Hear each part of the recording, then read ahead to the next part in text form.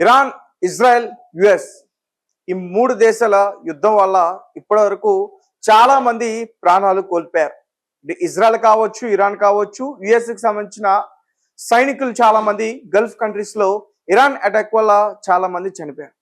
అయితే యుద్ధంలో ప్రతి ఒక్కరు మనసుని బాధ కలిగించే ఒక సంఘటన జరిగింది.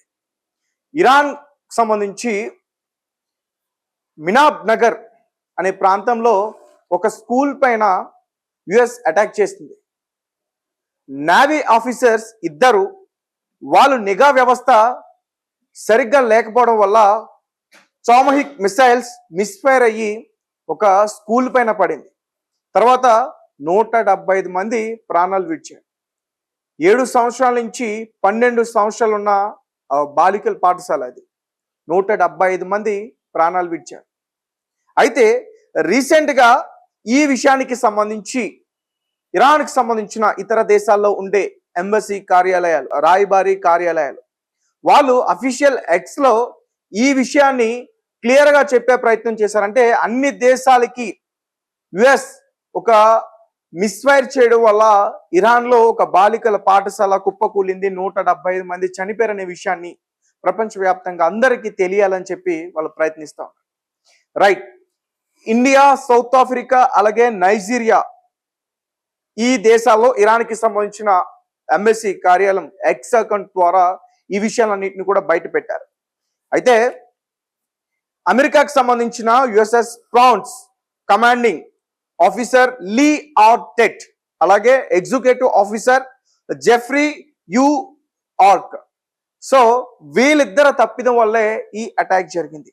అంటే వీళ్ళు ఒక తప్పుడు మ్యాప్ ని వీళ్ళ దగ్గర పెట్టుకుని ఐఆర్జేసీకి సంబంధించిన ఆ స్థావరం ఆ మినాబ్ నగర్ లో ఉంది అని అనుకున్నారు. నిజానికి ఈ మినాబ్ నగర్ లో ఎక్కడైతే స్కూల్ పైన అటాక్ జరిగిందో దానికి కొంచెం దూరంలో ఐఆర్జేసీకి సంబంధించిన సైనిక స్థావరం ఉంది. కానీ వీళ్ళు అటాక్ చేయాలనుకుంది అక్కడికి. కానీ ఈ ఆఫీసర్స్ వాళ్ళ దగ్గర సరైన మ్యాప్ లేకపోవడం వల్ల, నిఘా వ్యవస్థ ఫెయిల్ అవడం వల్ల ఆ సామూహిక్ మిసైల్స్ ఐఆర్జేసీ పైన దాడి చేసాం అనుకుని అవి స్కూల్ పైన వాళ్ళు దాడి చేయడం అయితే జరిగింది. ఇది కావాలనే జరిగిందని ఇరాన్కి సంబంధించిన ఫారెన్ మినిస్టర్ ఎవరైతే ఉన్నారో అబ్బాస్ అరాక్చి రీసెంట్ గా జరిగిన సమావేశంలో ఆయన చాలా విషయాల్ని కూడా బయట పెట్టే ప్రయత్నం చేశారు. పైగా దీన్ని మేము యుఎస్ పైన కావాలని చెప్పి ఆరోపణలు చేయట్లేదు. ది న్యూయార్క్ టైమ్స్ అనే ఒక ఏదైతే యుఎస్ కి సంబంధించిన వార్తాపత్రిక ఉందో చాలా విషయాల్ని బయట పెట్టే ప్రయత్నం చేస్తుంది. అంటే ఫిబ్రవరి 28 ఇరాన్లో చాలా ప్లేసెస్ లో దాడి చేసే ప్రయత్నం చేశారు. టెహ్రాన్ కావచ్చు, మినాబ్ నగర్ కావచ్చు, ఇంకా ఐఆర్జేసీకి సంబంధించిన సైనిక స్థావరాల పైన కూడా అటాక్ చేసే ప్రయత్నం చేశారు. అదే రోజు ఐతుల్లా అలీ ఖమేనీని కూడా చంపేశాయి ఇజ్రాయెల్ అలాగే యుఎస్. అయితే ఈ దాడిలోనే ఈ అమెరికాకి సంబంధించిన స్ప్రాన్స్ కమాండింగ్ నేవీ ఆఫీసర్స్ ఈ సైనిక స్థావరాలని టార్గెట్ చేసుకుని దాడి చేద్దామని చెప్పి అటామిక్ మిసైల్స్ ఏదైతే ఉన్నాయో అవి మిస్ఫైర్ అయ్యి ఆ స్కూల్స్ పైన పడ్డాయి. సో పడడం వల్ల ఆ స్కూల్లో 175 మంది చనిపోయారు. 168 మంది స్పాట్లోనే చనిపోయారు. చనిపోయిన తర్వాత వాళ్ళ పరిస్థితి ఎలా ఉందంటే కనీసం వాళ్ళ పేరెంట్స్ కడసారి చూసుకునేందుకు కూడా వాళ్ళ బాడీస్ లేవు. పూర్తిగా వాళ్ళ బాడీస్ అన్ని కూడా మంటల్లో దగ్ధమైపోయి ఒక మాసపు ముద్దలా తయారయ్యాయి. కనీసం డిఎన్ఏ టెస్టులు చేసి వాళ్ళ అంత్యక్రియల కోసం వాళ్ళ పేరెంట్స్కి అప్పచెప్పాలి అనే ఇది కూడా లేకుండా పోయింది.